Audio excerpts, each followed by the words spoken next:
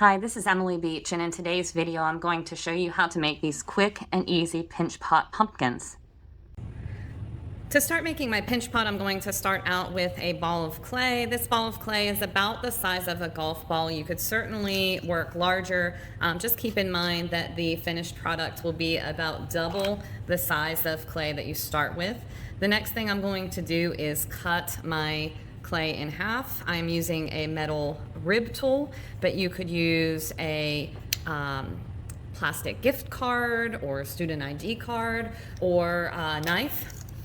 And then I'm going to take my thumb and just lightly press into each of the flat sides, just a little bit. When I'm working on this, I'm going to keep checking and making sure that the two sides fit together. You want to keep this flat side flat, so you don't want to pinch the edges. And the pinching motion is going to be like this, so you want to make sure you're supporting the outside of the clay with your fingers, not a pinching like this. So I'm just going to very slowly pinch and turn, pinch and turn, pinch and turn until I get back to my start point. Then I'm going to go back to the other side and do the same thing. Pinch and turn, pinch and turn, pinch and turn.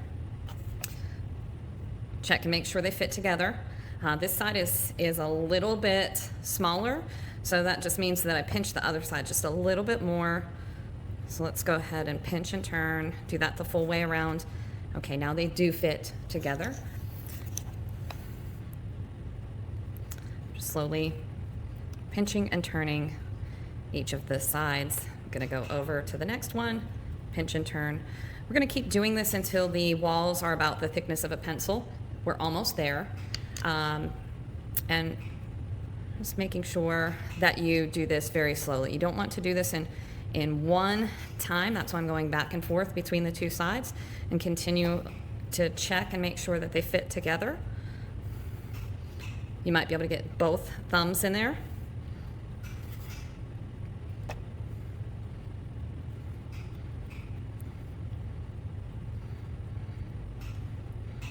Again, these edges are still flat. I've not pinched them. This is going to give me two flat sides to slip and score to attach the two sides together. So this one's just a little bit bigger still. I'm gonna go ahead and make this one just a tiny bit bigger. Check those walls. Looks like we are there with the thickness that we want. That is about 1/4 of an inch in thickness, but a good measure is a pencil. All right, so those two sides are going to fit together. The next thing I'm going to do is apply water around the rim of the first side, and I'm just going to use a fork. You could use a needle tool or a paper clip, and I really want to scratch up the surface, that flat surface of the first side. Do like a cross hatching on them. That's going to score that side. Then some water on the second half. Do the same thing with that fork. You can do lines in one direction and lines in the opposite direction. Okay, now I'm going to take these two halves and press them together.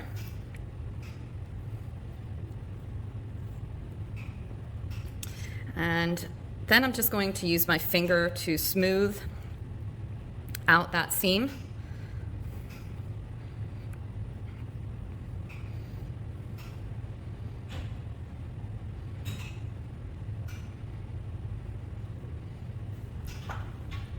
And I've got a nice, smooth, hollow pinch pot. So now is the part where I'm going to turn it into a pumpkin. So I've got a leather hard one right here for you guys to see that I did with white clay. So I'm going to be placing those ribs in. I'm gonna add a little stem, and you could add cutouts to it, or you could just leave it without any cutouts. All right, so the perfect tool that I have found to do this is just a popsicle stick, and I'm going to decide what the top and bottom of my pumpkin are going to be, and I'm just gonna press with my two fingers to make this more of an oval rather than a perfect ball, and that's gonna give me a little space at the bottom and a little space at the top to attach my stem. Then I'm just going to take my popsicle stick and press it down and along from the top to the bottom part. That's going to give me the little ridges in my pumpkin.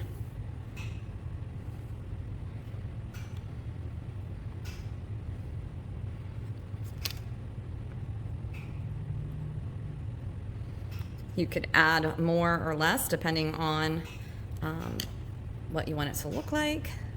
And then just to make my stem, I'm going to take a small chunk of clay, making a little cylinder almost like a can, and I need to score, just put a little bit of water on first and then score the bottom of that stem. Come onto my top, put a little dot of water, score that, and I'm going to press that stem on there. If you want to, you could add a coil on there for the stem. You could add some textures into the edge of the stem, which I'm going to do with my needle tool. If you don't have a needle tool, you could use a paper clip, just kind of unbend it.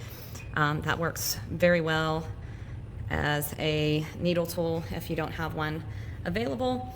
And then if you wanted to, you could carve a face into the side.